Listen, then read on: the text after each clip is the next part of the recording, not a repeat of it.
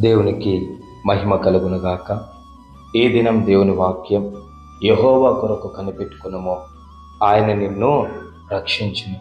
గమనించినట్లయితే గనక ఇక్కడ భక్తుడు సెలవిస్తున్నాడు, యెహోవా కొరకు కనిపెట్టుకో. ప్రియ కుమారుడా, ప్రియ కుమార్తె, నువ్వు ఏ పరిస్థితుల్లో ఉన్నా సరే, ఎటువంటి పరిస్థితుల్లో ఉన్నా సరే, నువ్వు దేవుని కొరకు, అంటే దేవుని యొక్క సహాయం కొరకు కనిపెట్టుకుని ఉండడము మంచిది.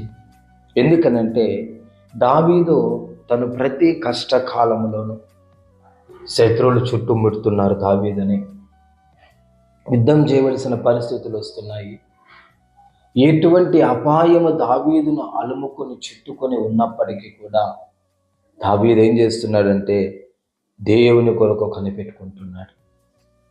సిక్లగులో ఆ యొక్క శత్రువులు దావీదుకు కలిగిన భార్యలు, పిల్లలు, తనతో పాటు ఉన్నటువంటి వాళ్ళందరి భార్య బిడ్డలందరినీ దావీదుకు అతని జనులు కలిగిన సమస్తం అంతటిని తీసుకొని వెళ్ళిపోయినప్పుడు ఆ స్థలానికి వచ్చి చూడగా ఆ స్థలం అంతా కాల్చబడి ఉన్నది.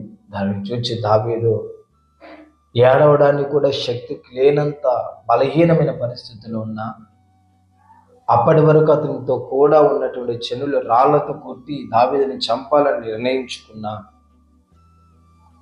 అతడు ఏం చేస్తున్నాడంటే దేవుని కొరకు కనిపెట్టుకుంటున్నాడు.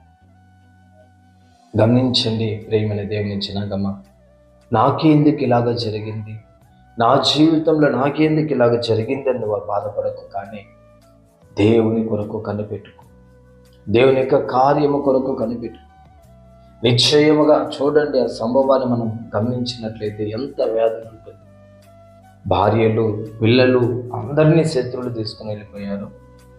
అప్పటి వరకు అనుకున్న ఆ జనులందరూ కూడా దావీదును రాళ్లతో కొట్టి చంపాలనేసి డిసైడ్ అయిపోయారు. అటువంటి పరిస్థితుల్లో దావీదు దేవుని కొరకు కనిపెట్టుకుంటున్నాడు. ఏఫోదును తెమ్మని చెప్పేసి దావీదు దేవుని సన్నిధిలో మోకాలను ప్రార్థిస్తున్నాడు, ప్రభువా, నేను శత్రువులు తరిగితే వాళ్ళను నాకు అప్పగిస్తావా అని.